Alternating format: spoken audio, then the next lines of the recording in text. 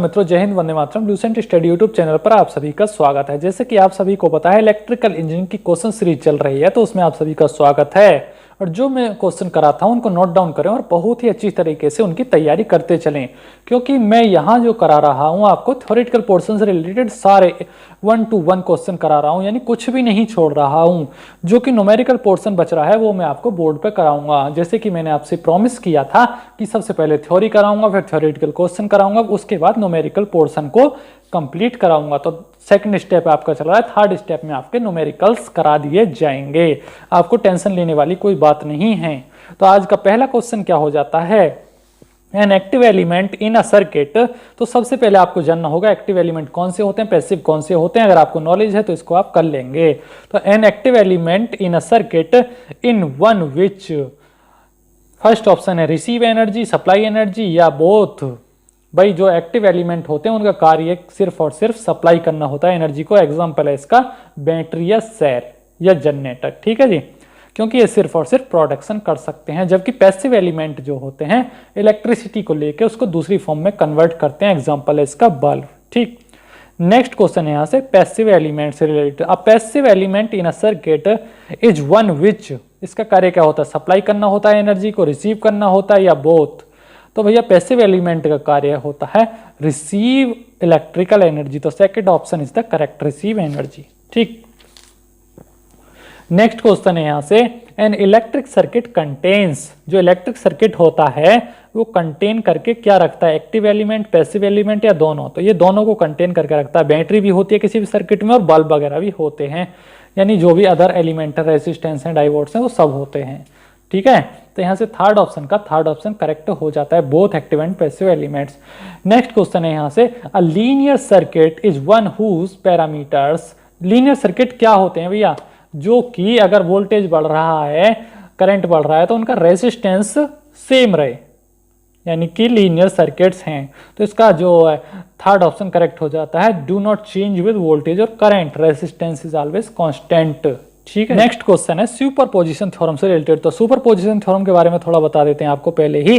Superposition theorem वहां apply होती है जहां एक से अधिक वोल्टेज सोर्स या बैटरी वगैरह लगे हुए होते हैं, यानी एनर्जी सोर्सेस एक से अधिक है। तो the superposition theorem is used when the circuit contains a single voltage source, a number of voltage source या passive elements only। तो सेकंड ऑप्शन करेक्ट हो जाता है, नंबर ऑफ वोल्टेज सोर्स, यानी एक से अधिक वोल्टेज सोर्स होते हैं। तो ऐसी जगह कैलकुलेशन के लिए, मान लीजिए दो बैटरा लगा दिया, दो बैटरी लगा दी, तो ऐसी कैलकुलेशन के लिए सुपरपोजिशन थ्योरम का यूज किया जाता है। नेक्स्ट क्वेश्चन है आपका, Thevenin theorem is the form of equivalent to circuit. Thevenin theorem जो होती है वो वोल्टेज फॉर्म होती है इक्विवेलेंट सर्किट की। तो यहां से आपका ऑप्शन 1 करेक्ट हो जाता है, वोल्टेज। नेक्स्ट क्वेश्चन है नॉर्टन थ्योरम से related. Norton theorem is the converse या इनवर्स होता है थेवेनिन थ्योरम का। क्या होता है, ये क्या होता है, सेम होता है, क्या होता है। तो नॉर्टन थ्योरम जो होता है उल्टा होता है थेवेनिन थ्योरम का, क्योंकि थेवेनिन थ्योरम जो है वो वोल्टेज फॉर्म है, और जबकि नॉर्टन थ्योरम जो है वो करंट फॉर्म है किसी भी सर्किट में, ठीक है जी। तो यहां से सेकंड ऑप्शन करेक्ट हो जाता है, कन्वर्स फॉर्म। कन्वर्स का मतलब इनवर्सली, इनवर्सली का मतलब उल्टा है, ठीक है। कन्वर्स का मतलब ही इनवर्सली होता है, ठीक है। क्वेश्चन है, इन the analysis of vacuum tube. तो वैक्यूम ट्यूब क्या है, सीआरटी वगैरह जो रॉड चलती थी पहले, ट्यूबलाइट जो बोलते थे, वो होती है vacuum tube. We generally use, कौन सी थ्योरम का यूज होता है, तो थेवेनिन थ्योरम का यूज होता है। भाई थ्योरम से रिलेटेड जितने जो भी नेटवर्क एनालिसिस का पार्ट था ना, वो सारे क्वेश्चंस में करा देता हूं आपको, यानी थ्योरेटिकल पोर्शन बिल्कुल कंप्लीट करा देंगे। Norton theorem is the current form, ये मैंने पहले ही बता दिया था, तो इसका ऑप्शन सेकंड करेक्ट हो जाएगा। नेक्स्ट क्वेश्चन है यहाँ से, in the analysis of transistor we use which theorem. तो ट्रांजिस्टर आप सभी को पता है, बेसिक इलेक्ट्रॉनिक्स के अंदर स्टडी किए जाते हैं ट्रांजिस्टर्स। तो यहाँ कौन सी थ्योरम का यूज होता है, यहाँ नॉर्टन थ्योरम का यूज होता है, ठीक है जी। क्वेश्चन है आपका, मैक्सिमम जो मैक्सिमम पावर थ्योरम होती है वो कहाँ यूज होती है, तो वो इलेक्ट्रॉनिक सर्किट्स में यूज होती है। इलेक्ट्रॉनिक सर्किट्स की कैलकुलेशन में मैक्सिमम पावर थ्योरम का यूज होता है। तो ये 6-7 थ्योरम मैंने आपको बताई, इनको अच्छे से नोट डाउन कर लेना अलग से, तो ये आपके काम में आएंगी। ये मैंने आपको जब कराया था ना पोर्शन जब मैंने आपको थ्योरेटिकल पोर्शन कराया था वहां अच्छे से लिखवा दिया था, अगर आपको याद होगा तो आप इन क्वेश्चंस को आसानी से कर ले जाएंगे, आपको कोई भी टफ नहीं होगा। ठीक है, नेक्स्ट क्वेश्चन है यहाँ से, डेल्टा स्टार और star delta transformation technique is applied to one terminal, two terminal. सबसे पहले तो मैं आपको बता दूं ये स्टार डेल्टा और डेल्टा स्टार टेक्निक ट्रांसफार्मर में यूज होती है। तो ये तीनों टर्मिनल पे यूज होती है, दो पे होती है, तीनों पे होती है। तो भैया तीनों टर्मिनल्स पे ही लगाई जाती है, स्टार से डेल्टा और डेल्टा से स्टार। ठीक है, अगर आपने ट्रांसफार्मर पढ़ा होगा तो आपको पता होगा ये क्या होता है। तो 42 का थर्ड ऑप्शन करेक्ट हो जाता है। नेक्स्ट क्वेश्चन है यहाँ से, mesh current analysis is based on. जो मेश करंट एनालिसिस होती है, मेश करंट बोले तो कौन सी भैया, तो मेश करंट का मतलब होता है केवीएल।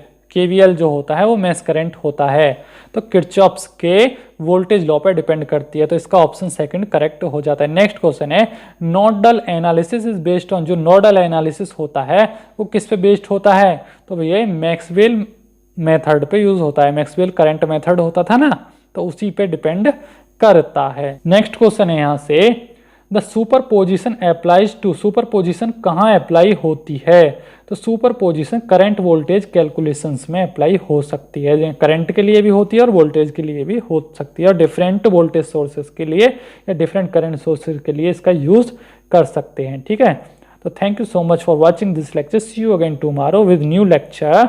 तो यहाँ तक आपके नेटवर्क तक सारा पोर्शन कंप्लीट हो चुका है, जितने भी थ्योरेटिकल पोर्शन हैं। नेक्स्ट लेक्चर आपका चलेगा, जो एमसीक्यू चलेंगे वो चलेगा वर्क, एनर्जी, पावर से रिलेटेड जो एमसीक्यू होते हैं उसमें हम उन्हें करा देंगे। नमस्कार मित्रों, जय Hind, Vande Mataram. Lucent study YouTube channel पर आप सभी का स्वागत है। जैसे कि आप सभी को पता है, इससे पहले इलेक्ट्रिकल इंजीनियरिंग से रिलेटेड जो एमसीक्यू सीरीज चल रही है, हमने काफी सारा पोर्शन कंप्लीट कर लिया है एमसीक्यूज का, यानी कि 300 से 400 एमसीक्यू कंप्लीट कर लिए हैं उसमें हमने। आज हम इलेक्ट्रिकल वर्क, पावर और एनर्जी से रिलेटेड एमसीक्यूज को सॉल्व करेंगे। तो आज का पहला सवाल हो जाता है क्या, a kilowatt hour, kilowatt are is the unit of. तो kilowatt are is the unit of किसकी हो जाती है, एनर्जी की यूनिट है ये। पावर का फॉर्मूला आपने पढ़ाई है, उसकी यूनिट होती है किलोवाट, और अगर घंटे की मल्टीप्लाई की जाती है तो आवर आ जाता है, इसलिए इसकी यूनिट हो जाती है एनर्जी की यूनिट किलोवाट आवर। ठीक है जी। नेक्स्ट क्वेश्चन है, heat produced in a conductor. जो कंडक्टर में हीट प्रोड्यूस्ड होती है वो डिपेंड किस पे करती है, inverse of time, directly on time, both. किस पे डिपेंड करती है हीट, तो सेकंड ऑप्शन हो जाता है डायरेक्टली ऑन टाइम पे। तो इसका फॉर्मूला हमने स्क्रीन पर लगा दिया है, वो फॉर्मूला आप याद कर लेंगे तो ये फॉर्मूला वहां से हो जाता है, h square is directly proportional to t। ठीक है जी। क्वेश्चन है आपका, 1 kilowatt are is the equal to. जो 1 किलोवाट आवर है वो किसके इक्वल होता है, तो यहां से आपका करेक्ट ऑप्शन हो जाता है थर्ड, 36 × 10⁵ जूल्स के लिए। ये हमने कॉन्सेप्ट कराया था ना एनर्जी वाला, तो ये वहां से निकल के आता है। ठीक, नेक्स्ट क्वेश्चन है आपका यहां से, the heater element in an electric iron. जो इलेक्ट्रिक आयरन में हीटिंग एलिमेंट होता है वो किस चीज से बना होता है, टंगिस्टन से, नाइक्रोम से, आयरन से या कॉन्स्टेंटन से। तो आप सभी को पता होना चाहिए वो नाइक्रोम से बनाया जाता है, क्योंकि नाइक्रोम का रेसिस्टेंस बहुत ज्यादा होता है और ये मेलेबल भी होता है, ये सॉफ्ट होता है एकदम। ठीक, नेक्स्ट क्वेश्चन है यहाँ से आपका, the heat produced in a resistance R and when current I ampere flow through it. तो यहां से आप इसको याद कर सकते हैं इस फॉर्मूले को। तो इसका करेक्ट ऑप्शन हो जाता है second, I² T/4.2 × 10⁻³ concept wise formula है, ये याद करने का है। ठीक है जी।